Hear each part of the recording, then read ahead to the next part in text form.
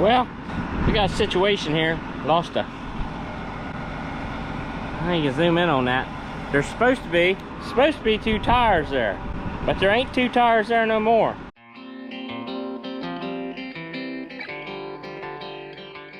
Well, we're in the shop here. We got the spreader pulled in at the end. Had to stop planting potatoes because we need some more gypsum. The gypsum that we're going to get this time is a little different consistency than what we're used to. It's more of a pelletized gypsum. The benefit is spreads a lot better. It's a lot more consistent than the powdery stuff that we were spreading. For that matter, we gotta set the spreader up for that kind of consistency, so we're going to do that while we're waiting on a phone call to go get it. The tractor needs fuel and the tractor needs diesel exhaust fluid, so we keep the diesel exhaust fluid in the shop here, so that's kind of why we're in the shop, to do that. So we had to hold up planting for a day and get that product, get it up here, get it spread, get the ground chisel plowed, and then finish planting that last field body worth of seed. Gypsum's pretty important to the growing process to the potatoes, so we don't want to plant without it, and we have no way of really putting it on after it's planted, you know, because this spreader won't track into the potato rows. It'll run them over, so we don't want to do that, so we try to do it ahead. Hopefully we're able to take the 359 to go get the product, because we haven't really ran it. Well, I mean, we've ran it, we drove it, but we haven't pulled a whole load with it. So it'd be nice to take that down the road and run it, hook up that trailer, and load it. It would be about 24 ton on the trailer, so we'd be about 81 to 83,000. So it'd be nice to pull a load, you know, short distance, watch our temperatures and pressures and all that stuff while we're coming home in a short distance before we get too busy and we can't react to a problem or something like that. We're going to get after putting some def in this tractor, go get some fuel, and set this spreader up to how we need to set it up for the consistency of the product that we're going to get. With this product that we were spreading, it probably was getting down the road to powdery damp consistency. The gate has to be open to 4 inches, so see how wide open that gate is. This product that we're going to get, we're getting ready to go get, it has the same consistency as potash, but we've never spread it, so it's all kind of learning curve for us. So we're going to set the spreader same settings that we use for potash and hope for the best here. We got a pin in here, and I got everything marked on the gate. So we went from 4 inches to 1.5 inches. Means that gate's 1.5 inches off the top of the belt. We got a couple other things to do here. We got to put some dividers back in, fold this divider down back here, then we got to get in the spreader, move them hog troughs over.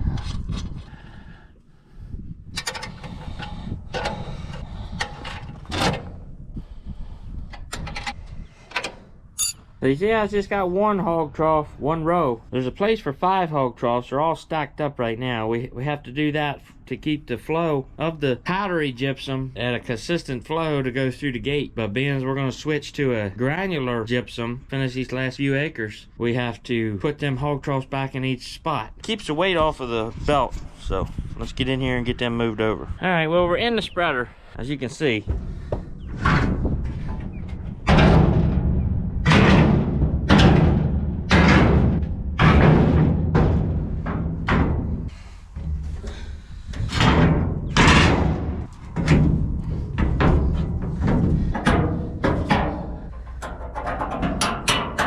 We just got the call. We can go get that trailer, get that 359 warming up, and head on down the road.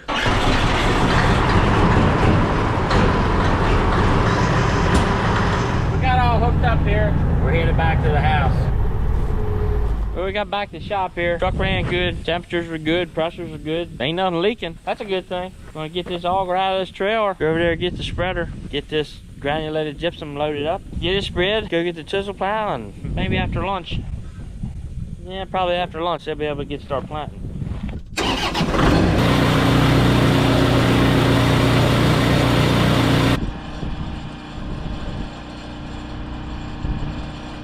Them guys down there in Nutrient in Milford, they had the trailer loaded when I got there, which was extremely helpful. They've been nothing but helpful through this whole deal. And we started dealing with them last year, and probably one of the best things we've done for the farm in a long time. They're just good people. They're professional, they're knowledgeable. They say they're going to do something, they do it, and that stands for something, especially today when somebody's word just ain't worth nothing. In my opinion, your word's all you got, and they got it. Doug and them guys and ladies down there, second to none, in my opinion. Boy, that's a pretty sight, ain't it? Huh? I'm just happy that thing's back out on the road. But anyway, we ain't got time to be talking about that truck. Talk about that truck when it rains. I don't know if that'll ever happen again. The rain, I mean. All right, Let's get her loaded up.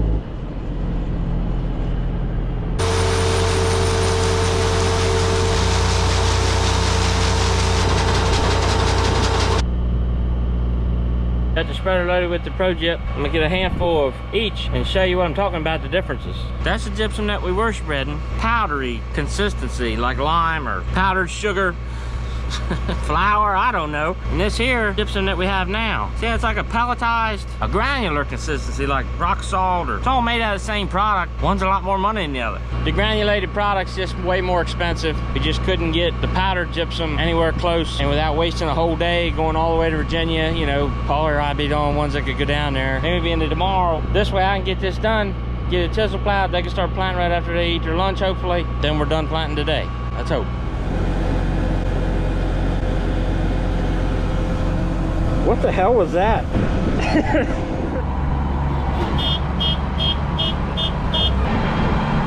We're done! Well, we got done planting last night. It was a little too late to move everything home. We try not to move in the dark, especially with big stuff. We're here to the chisel plow and the planter and the ripper. We're gonna move them home. Got all the big dirt knocked off, and we're picking the little dirt and stuff off of it now. Get all that off out here. This is where dirt belongs. Dirt don't belong at home. So anyway, we're gonna leave the dirt out here. We're gonna get this equipment moved home, get the insecticide rinsed out, a couple other things that we have to do before we unhook it, get the tractor unhooked from this planter. This tractor is the one Taylor uses to run the other inline ripper. We got to get it unhooked, get started on this year's corn crop.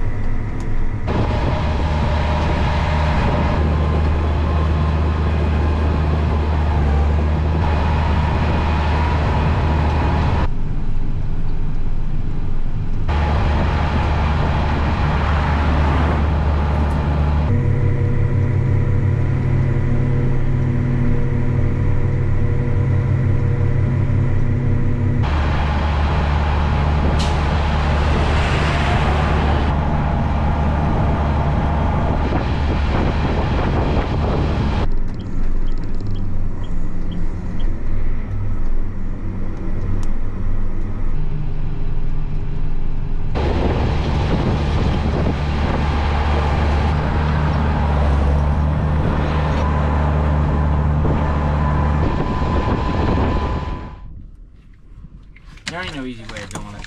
You just gotta do it. Well, this is still connected. Well, wait a minute, it shouldn't be. They're intertwined, it looks like. Yeah, no, you're right. There, that stays in with you. I just need the gauge. Thanks. Today'd be nice, tomorrow be even better. I'm trying. That's fine. Back up. Yeah. Didn't pump all that fertilizer out of the thing. It was same as a planter, you know what I mean?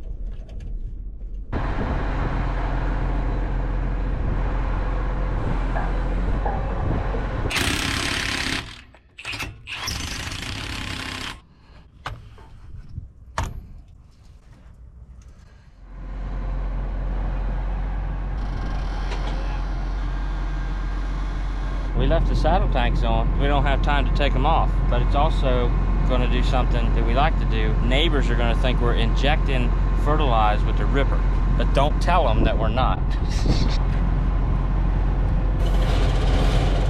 I'll make you a $10 bet. He's going to say, you need to order that starter from my Argo brother. He's thinking it right now. You see him? Look at him. There's $10 on the line. Go ahead and put a starter on my packing poster.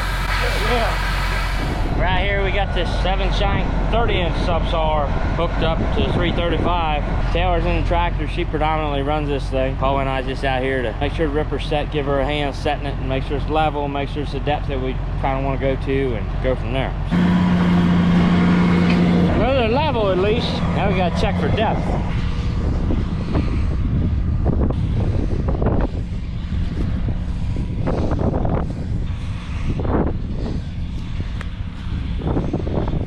$13 right on the ticket. Give her hell. That's what I say. You gotta get this ground work, because we're gonna start planting corn here hopefully in a couple days, I don't know, maybe 3 or 4 days, we got a lot of ripping to do, an enormous amount of ripping to do. We're gonna try to get after it, get all this ground prepped for corn, so.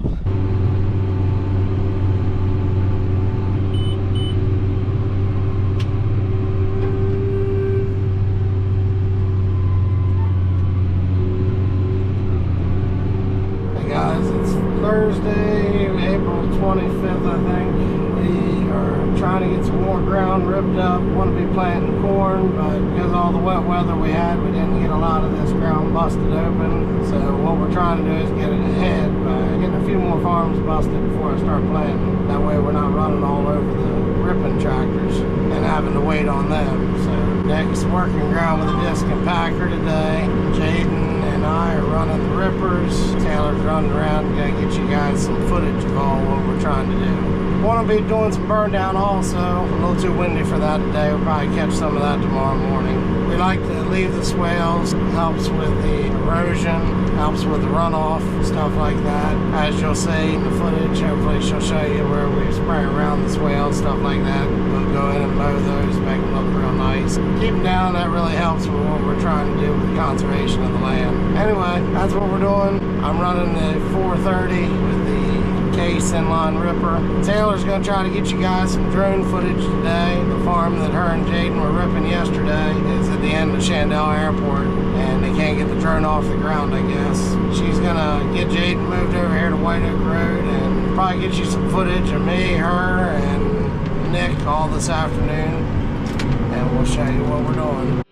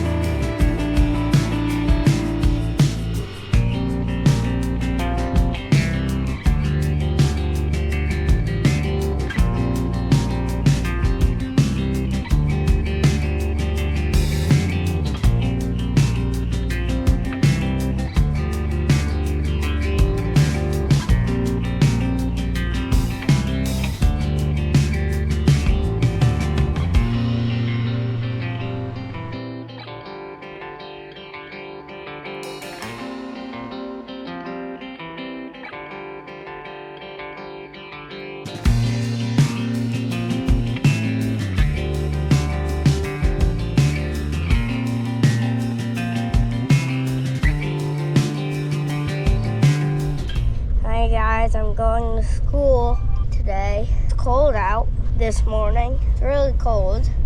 We're near the blue building. My dad's going to work and I'm going to school. Just another day.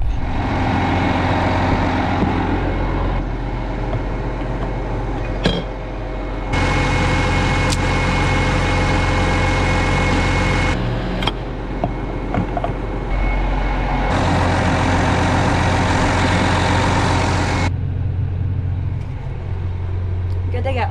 Just made it out to the field, but before I get started, of course, I had to put Taylor Swift's new album on.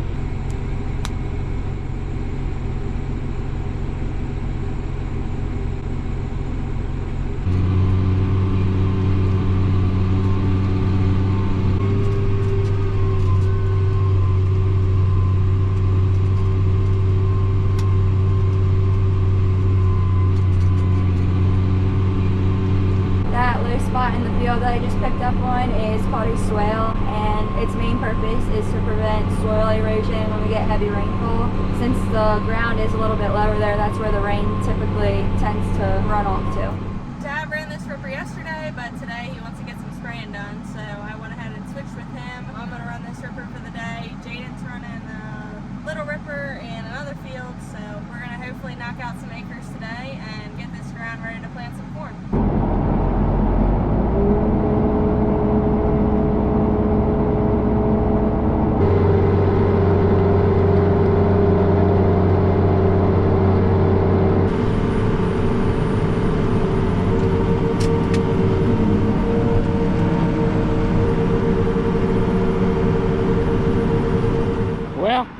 Got a situation here. Lost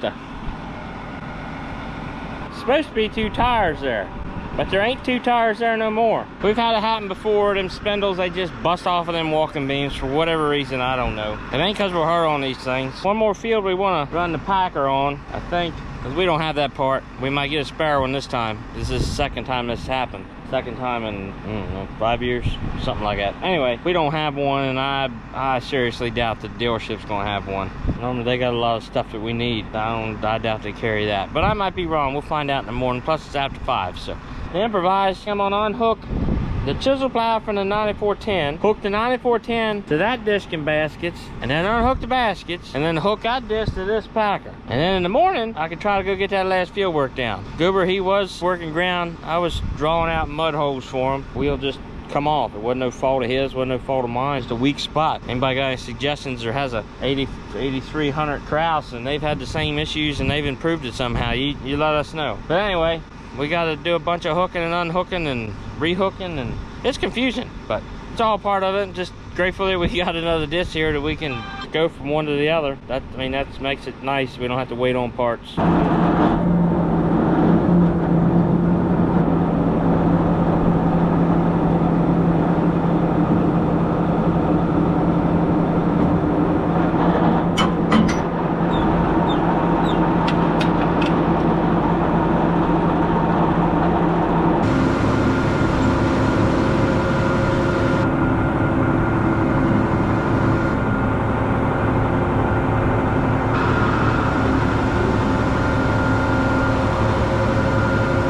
What did you guys think of that backup job? Just jack down.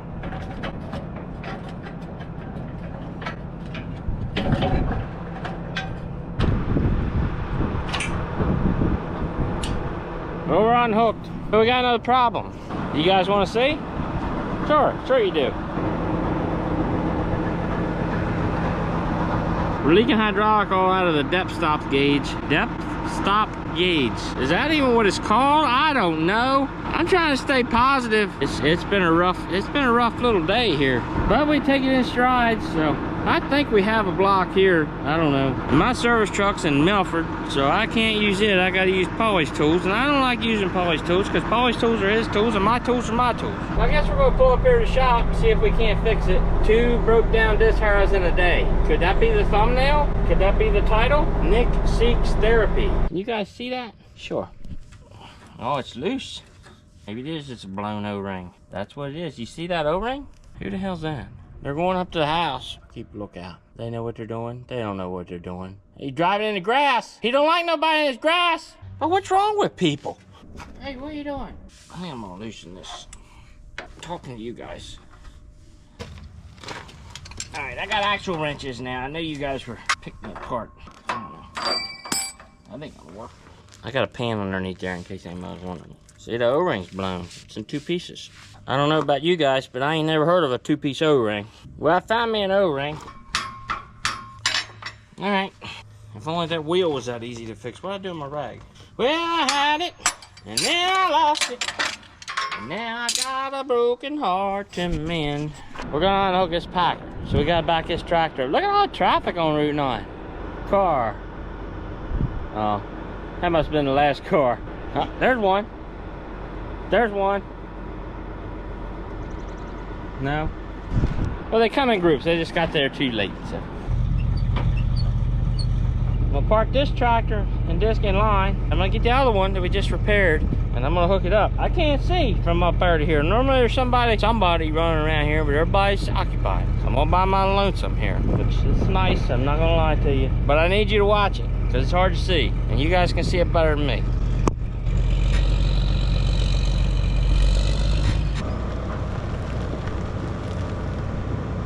Thanks for nothing. Look how far away I am. Luckily for you, I got a Jeep. They might have a problem with their walking beam assembly, but their telescoping hitch is all right. We got the packer all hooked up here to this here. Got it sitting in line. Got the other disc sitting there.